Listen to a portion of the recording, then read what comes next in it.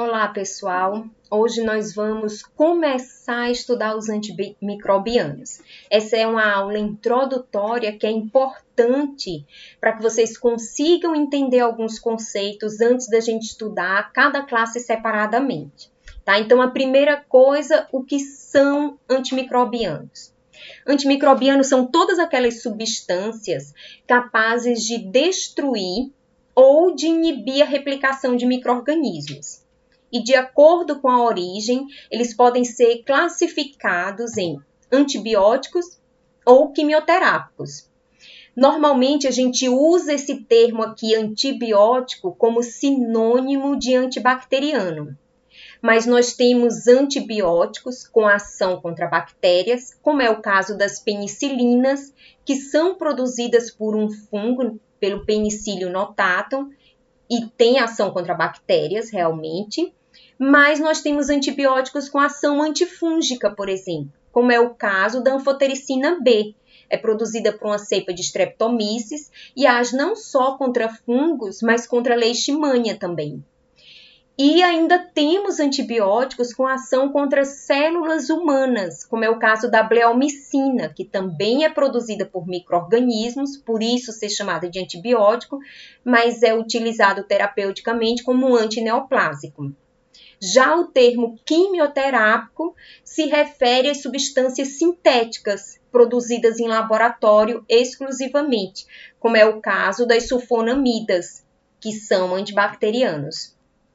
Quanto ao tipo de micro-organismo que eles conseguem inibir ou inibir a replicação ou destruir, nós classificamos os antimicrobianos em antibacterianos, antifúngicos, antivirais. Aí sim eu estou me referindo ao tipo de micro-organismo que é destruído por esses fármacos. Outro conceito importante também que vocês têm que entender antes de começar a estudar os antimicrobianos diz respeito à classificação desses fármacos quanto ao espectro de ação. O que é esse espectro de ação? O espectro de ação diz respeito à variedade de micro-organismos que eles conseguem inibir.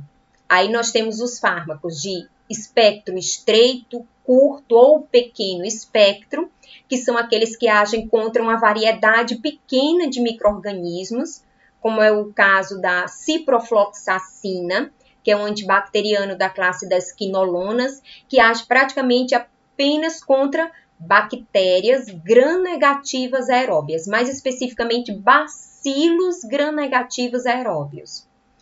Já os de largo espectro são os que têm uma capacidade de inibir uma variedade grande de micro-organismos. Aí nós temos um exemplo bom, a azitromicina, que é um antibacteriano do grupo dos macrolídeos. A azitromicina age contra bacilos, contra cocos, sejam gram-positivos, gram-negativos, aeróbios, anaeróbios, espiroquetas e até contra alguns protozoários. Então, é um fármaco realmente de amplo espectro. Qual a vantagem de um fármaco ser de amplo espectro? Você poder utilizar um mesmo fármaco em diferentes situações terapêuticas. Então é melhor de amplo espectro? Não necessariamente, ele também tem desvantagens. Por ser de amplo espectro, ele não tem seletividade como os de espectro estreito, que vão agir especificamente num tipo de micro-organismo. Os de amplo espectro, por não terem seletividade, podem causar o que no nosso organismo? Destruição da microbiota. Vocês sabem que a microbiota é muito importante, microbiota intestinal, por exemplo, para processos digestivos, metabolização de fármacos, para sintetizar substâncias úteis para nós, como, por exemplo, vitamina K. Grande parte da vitamina K que nós absorvemos é a vitamina K produzida pela microbiota intestinal. Além do que essa microbiota é importante para controlar, para combater micro-organismos patogênicos.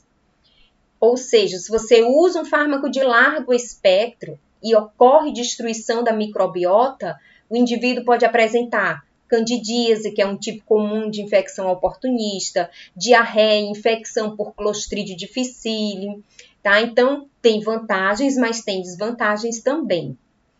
Outra definição importante é em relação ao tipo de ação desses antimicrobianos. Então, quanto ao mecanismo de ação, né, quanto ao tipo de ação sobre os micro-organismos, nós temos dois tipos distintos. Todos aqueles terminados em cida, bactericida, fungicida, destroem, né, matam o micro-organismo. Os terminados em estáticos, pensa, algo estático é algo parado, são os que param o processo de replicação, são os que inibem a replicação dos micro-organismos, bacteriostáticos, fungistáticos e daí por diante. Da mesma forma, tem vantagens e desvantagens, né? Então, qual a diferença do bactericida para o bacteriostático? Esse que inibe a replicação não vai matar o micro-organismo? Vai, a longo prazo, né? Geralmente os bacteriostáticos alteram alguma etapa metabólica ou a síntese proteica, no caso dos antibacterianos. Então, se você para a síntese proteica, por exemplo, você vai interromper a replicação do micro-organismo.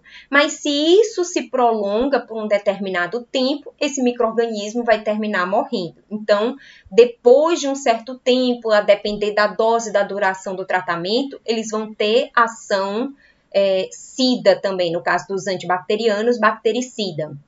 Mas, enquanto não ocorre essa morte, o simples fato de você parar a replicação também vai ser útil. Nesse esquema aqui, nós temos na parte de cima essas duas placas de Petri, que seria representando o que acontece no nosso organismo quando a gente entra em contato com algum agente patogênico. Então, aqui nós temos um exemplo de um fármaco, de um antibacteriano com ação bacteriostática ou ação bactericida, que a gente vai ver abaixo.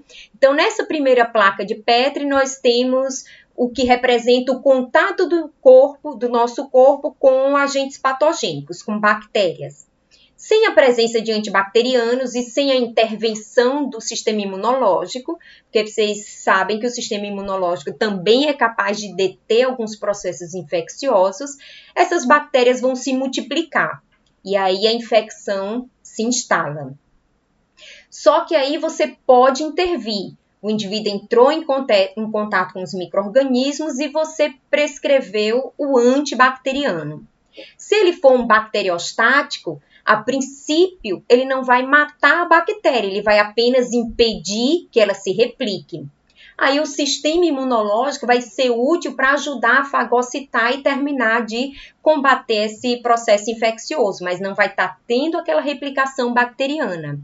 Já os bactericidas vão ter uma ação mais rápida, né, mais potente, porque eles vão simplesmente destruir todas aquelas bactérias. Independente da ação do sistema imunológico ou não, você vai combater aquele processo infeccioso. Por que não se usa sempre um bactericida? Às vezes, para aquela infecção em questão, você não tem um bactericida que haja contra aquele micro-organismo. Ou às vezes até tem um bom bactericida que iria agir contra aquele micro-organismo, mas o indivíduo tem alguma comorbidade, uma situação específica que não permite que ele use aquele antibacteriano ou é alérgico ao antibacteriano. Então, em algumas situações, você vai ter que optar por um bacteriostático, mas que também é eficiente, né? Dadas as devidas proporções, né? Só tem essa diferença em como eles vão agir. Então, vamos começar agora a falar um pouquinho, a conhecer as classes dos antibacterianos, que é o primeiro grupo de antimicrobianos que nós vamos estudar na agressão e defesa. Bom, então, vamos começar com a classificação desses antibacterianos. Existem outros além desses, tá? Eu trouxe apenas os que nós vamos estudar nessa disciplina, nesse módulo de farmacologia da agressão e defesa. Aqui é um esquema de uma célula bacteriana e os antibacterianos estão classificados aqui quanto ao local, né, que eles agem nessa célula bacteriana. O mecanismo de ação está diretamente relacionado com o sítio ativo, com o local da bactéria em que eles vão se ligar, em que eles vão agir. Então, eles são classificados, por exemplo, fármacos que interferem na síntese da parede bacteriana.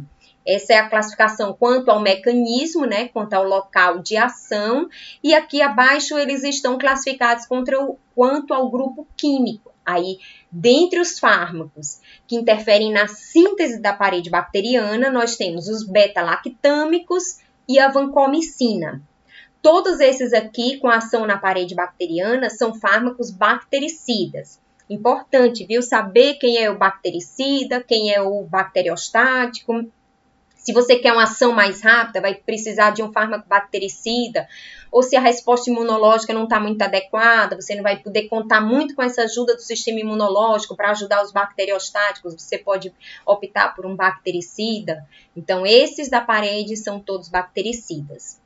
Outro grupo também bactericida são os que têm ação no DNA.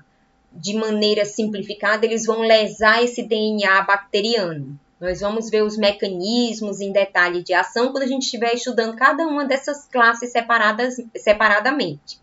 Aí, os que agem no DNA, nós temos as quinolonas e o metronidazol.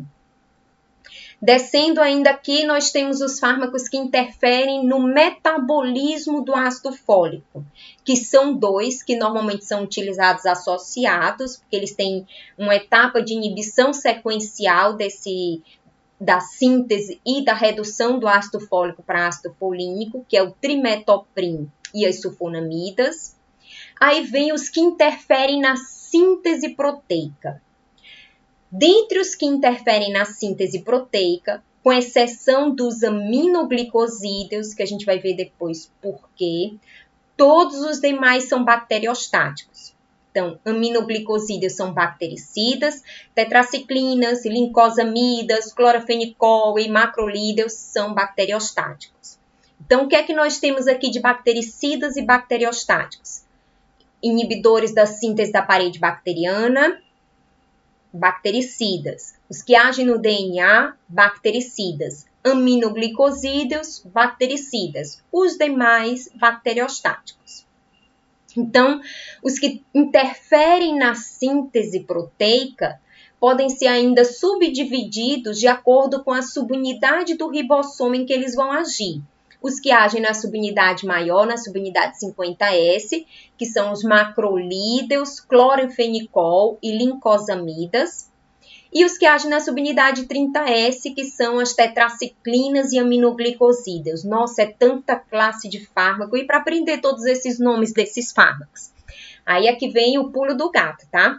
Tem uma dica para vocês identificarem a que classe os antibacterianos pertencem. Por exemplo, se vocês veem o nome ciprofloxacina, ampicilina, eritromicina, streptomicina, são tantos nomes, como é que eu vou saber a que classe esses fármacos pertencem? São bactericidas, são bacteriostáticos, são inibidores da síntese proteica, da parede bacteriana? Quem são esses fármacos, tá? Então, agora vem a dica de ouro. Vamos lá, então, para a síntese da parede bacteriana. Lembra que no slide anterior nós vimos que eles são divididos em dois grandes grupos, beta-lactâmicos e vancomicina, que na verdade é o fármaco aqui, vancomicina, que apesar de ser só esse fármaco, tem uma utilidade muito grande, principalmente para infecções mais graves, infecções hospitalares. Já o grupo dos beta-lactâmicos, aí sim, aqui é um grupo, ó, eu estou identificando todos os que têm ação bactericida com esse pontinho vermelho. Vão prestando atenção nisso nos próximos slides. Os beta-lactâmicos podem ser subdivididos aqui em 4 grupos. Penicilinas, cefalosporinas, carbapenêmicos e monobactâmicos, que nós vamos estudar na próxima aula. Como saber quem são as penicilinas? Então, exemplos de penicilinas: ampicilina, piperacilina, a própria penicilina G.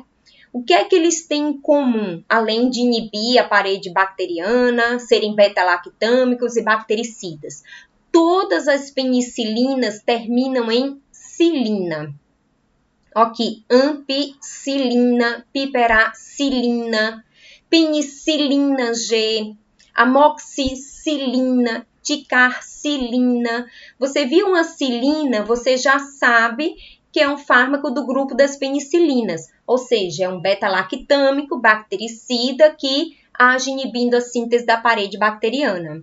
Ok? Então, a maioria dos antibacterianos dá para você identificar a classe do fármaco por um sufixo ou por um prefixo. Próximo grupo, cefalosporinas. Exemplos de fármacos, ceftriaxona, cefaclor, a gente poderia colocar mais aqui, cefalexina, cefoperazona, cefotaxime. O que é que eles têm em comum? Todos começam por cef. Então, ceftriaxona, cefaclor, cefalexina. Viu o fármaco começando por cef? Cefalosporinas. Aí vem os carbapenêmicos. Imipenem, carbapenem. O que é que eles têm em comum? O penem. Então, os carbapenêmicos vocês vão identificar por essa terminação aqui. E aí o último grupo dos beta-lactâmicos, monobactâmicos. Aí a dica, ó, monobactâmicos. E por coincidência, nessa classe, só tem um fármaco, pelo menos por enquanto, que é utilizado terapeuticamente. Mono só tem um. Esse fármaco, lembra quando, vou dar uma dica, parece besta, mas vocês vão lembrar do nome do fármaco no dia a dia e na hora da prova. Quando você está jogando baralho e quando você só tem uma carta que alguém diz, eita, ele tem um ás na manga, né? Aquela carta decisiva e até um fármaco importante para infecções graves. Então, ó, é o Astreonan. Como não tem um sufixo ou prefixo para identificar o grupo, lembrem do ás, tá? Astreonan é só um, é esse o do grupo dos monobactâmicos. Quando surgirem outros fármacos, aí eu penso em outra dica para vocês. Por enquanto, essa tá valendo. E aí vamos para outro grupo de fármacos que age agora sobre o DNA da célula bacteriana. Nós temos, na verdade, as quinolonas, que é um grupo de fármacos, e o metronidazol, que é ele sozinho aqui, mas eu trouxe o exemplo aqui do metronidazol, que a gente não vai estudar agora nesse primeiro módulo. A gente vai estudar metronidazol no segundo módulo, porque além de ação antibacteriana, ele é muito importante como antiprotozoário. Então, nós vamos, como já tem muitos antibacterianos, a gente vai deixar para estudar metronidazol no módulo em que vamos estudar os antiprotozoários. E as quinolonas?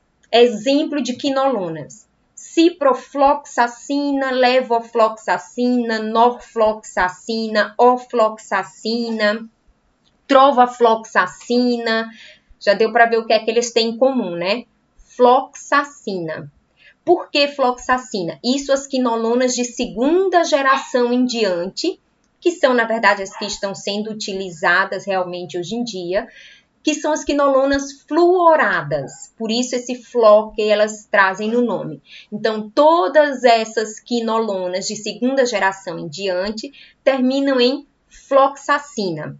Lembram do que eu falei do pontinho vermelho aqui? Ó, os que agem no DNA também são bactericidas.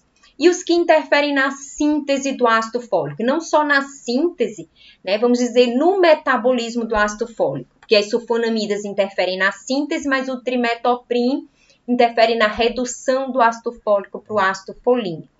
Não se preocupem com esses mecanismos agora, porque a gente vai estudar em detalhe o mecanismo dessas classes em cada aula específica.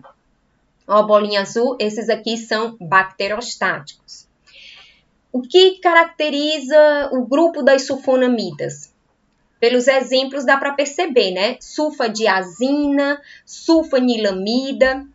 As sulfonamidas começam com sulf. Então, quando vocês virem esse prefixo num antibacteriano, vocês já sabem que é um antibacteriano do grupo das sulfonamidas. Por que é importante identificar o grupo? Porque vocês vão aprender as características gerais do fármaco daquele grupo, não só o mecanismo de ação, mas as principais indicações e os principais efeitos adversos também. Efeito adverso é tão importante quanto efeito terapêutico. Não adianta você tratar um processo infeccioso e causar um distúrbio grave no indivíduo porque não se atentou aos efeitos adversos dos fármacos.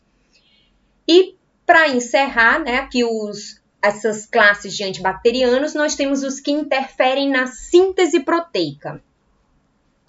Aí nós temos nesse primeiro grupo macrolídeos, lincosamidas e anfenicóis. Os macrolídeos, macro, tudo neles é grande. Macrolídeos, né? Macro porque é uma molécula grande, eles agem na subunidade maior do ribossomo, que é a subunidade 50S, e eles são os que têm o maior sufixo. Todos os macrolídeos terminam em tromicina, eritromicina, azitromicina, claritromicina, roxtromicina, todos vão terminar em tromicina. Então, fica fácil identificar. E lincosamidas, a gente só tem a clindamicina, que é um fármaco importante também para infecções por bactérias anaeróbias, que a gente vai ver. E a gente vai ter que ter um cuidadozinho aqui para não confundir clindamicina com os macrolídeos, porque lembra, macrolídeo não é só micina, é tromicina. E para não confundir depois com os aminoglicosídeos.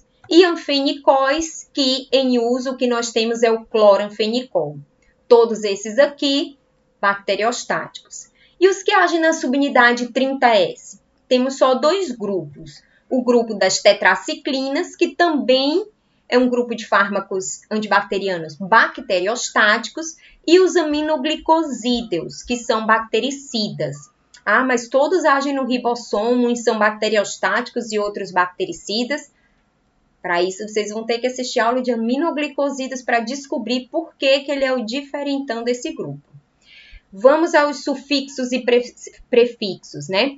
Tetraciclinas, o que é que elas têm em comum? A gente tem dentro desse grupo um que é chamado também de tetraciclina, aí tem minociclina, oxtetraciclina. O que é que tem em comum aqui? Ciclina. Então, nós temos oxtetraciclina, minociclina, a própria tetraciclina. Não confundam com as penicilinas. Uma é cilina e a outra é ciclina. Por conta do nome, né? Tetraciclina, porque são 4 anéis, né? Cíclicos. Daí tetraciclina, 4 ciclos, 4 anéis. Aí eles terminam em ciclina. E o grupo dos aminoglicosídeos, streptomicina, gentamicina, tobramicina, neomicina. Esses aminoglicosídeos aqui, ó, terminam em micina. Por isso que eu disse que tem que ter cuidado para não confundir aqui. Mas clindamicina, como é só ela, você vai deixar ela separadinha lá. Clindamicina. Aí, também outro cuidado, não confundir streptomicina com eritromicina. Então, aqui é tromicina, ok? Azitromicina. E aqui não, só micina. Streptomicina, gentamicina, neomicina, tobramicina. O que eles vão ter em comum é o micina de sufixo. Ok? Essa é a dicasinha para vocês olharem o nome de um antibacteriano e já saberem a que classe ele pertence. Próxima aula, vamos fazer uma atividadezinha para ver se vocês pegaram bem essa dica, tá? Tá, nós temos antibacterianos, um monte de antibacteriano, então pronto, destruiu toda a bactéria que a gente encontrar pela frente. Não, porque as bactérias não ficam lá esperando a morte chegar. Elas desenvolvem mecanismos de resistência aos antibacterianos. E aí tem vários mecanismos, mas lembrando que existe também a resistência natural. Por exemplo, não adianta você prescrever penicilina para um indivíduo que está com infecção por micoplasma. Por quê? Penicilina, lembra do grupo dos beta-lactâmicos, age sobre a parede bacteriana. micoplasmas são micro-organismos que não têm parede de peptidoglicano. Então, não tem o alvo para a ação das penicilinas. Se você prescreve uma penicilina para uma infecção por micoplasma, aí um erro seu, porque você prescreveu errado. Os micoplasmas são naturalmente resistentes às penicilinas. É que nem prescrever ciprofloxacina para o indivíduo com infecção por uma bactéria anaeróbia, por um gram-positivo, se a gente sabe que ela age apenas em bacilos gram-negativos aeróbios. Mas existe aquela resistência adquirida. Às vezes, um micro-organismo que anteriormente era sensível a um determinado fármaco, adquire ou por mutação ou por um outro micro-organismo, que pode ser pela reprodução, em que eles sofrem conjugação e trocam material genético, ou por um bacteriófago, que pode levar um gene de resistência de uma bactéria para outra.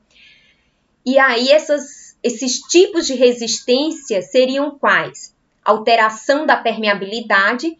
Pode ocorrer alteração na membrana externa, isso no caso das gram-negativas, né, que são as que têm membrana externa, impedindo a penetração do micro-organismo.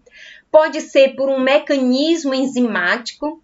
Nós temos muitas bactérias, por exemplo, que produzem penicilinases, também chamadas de beta-lactamases. São enzimas que destroem o anel beta-lactâmico, que é exatamente a estrutura responsável pela ação antibacteriana dos fármacos beta-lactâmicos, ou seja, essas enzimas inativam esses beta-lactâmicos.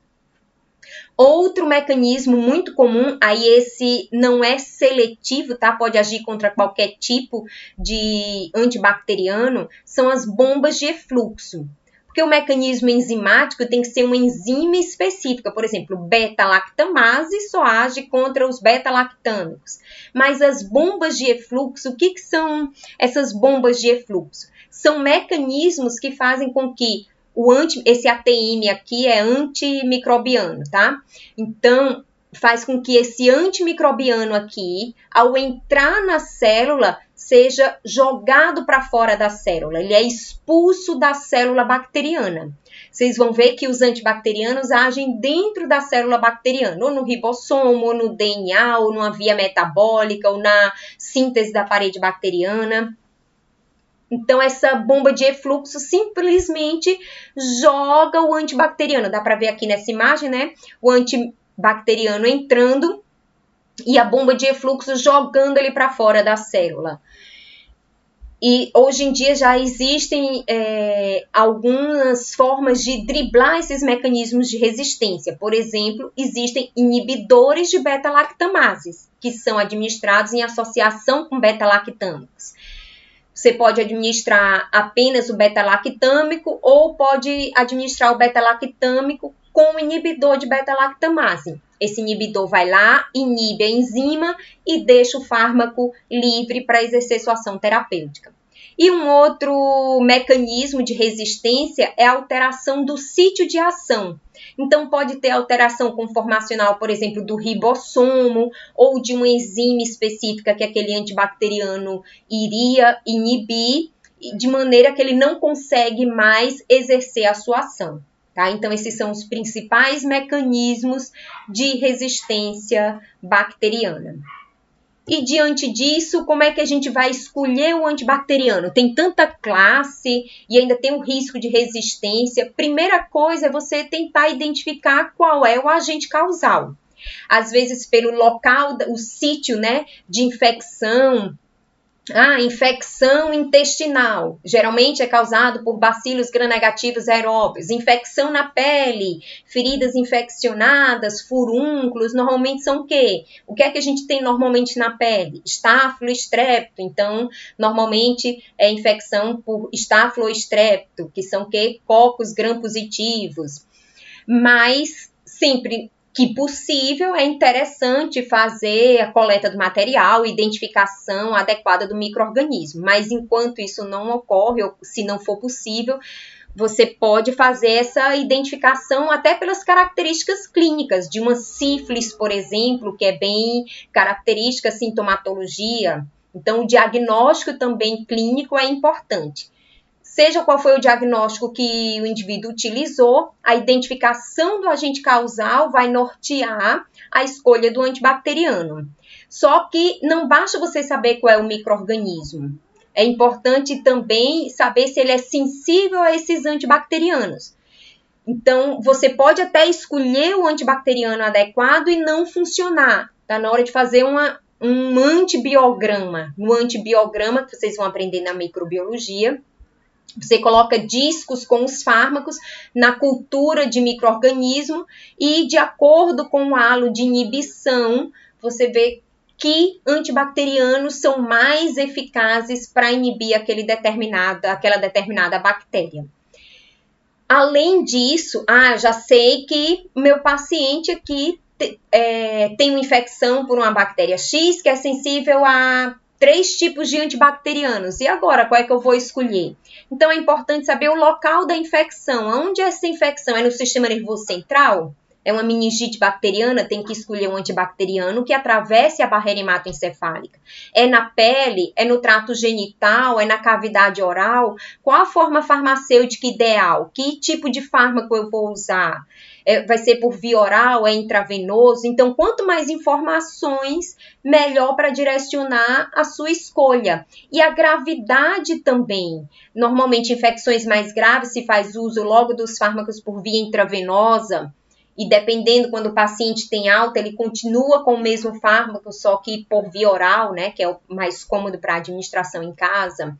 Então, eu vou precisar usar o quê? É um fármaco mais potente, menos potente, é bactericida. E, além disso, considerar função renal e hepática. Aquele fármaco vai ser administrado e vai precisar ser eliminado do organismo. Ele precisa ser metabolizado no fígado? Ele é excretado pelo rim? Como é que está a função renal desse paciente? Então, não se deve focar só no processo infeccioso em si. Primeiro, qual é o agente causal? Você olha para o processo infeccioso, mas depois você tem que ver o paciente como um todo. Porque aquele fármaco não vai ficar restrito ao local da infecção, a não ser que seja um tratamento tópico. Não sendo, ele vai passar pelo organismo como um todo. Então, tem que se considerar a função renal, função hepática, a presença de gravidez, que tem muitos antibacterianos que são contraindicados na gravidez, a grande maioria, diga-se de passagem, presença de outras comorbidades.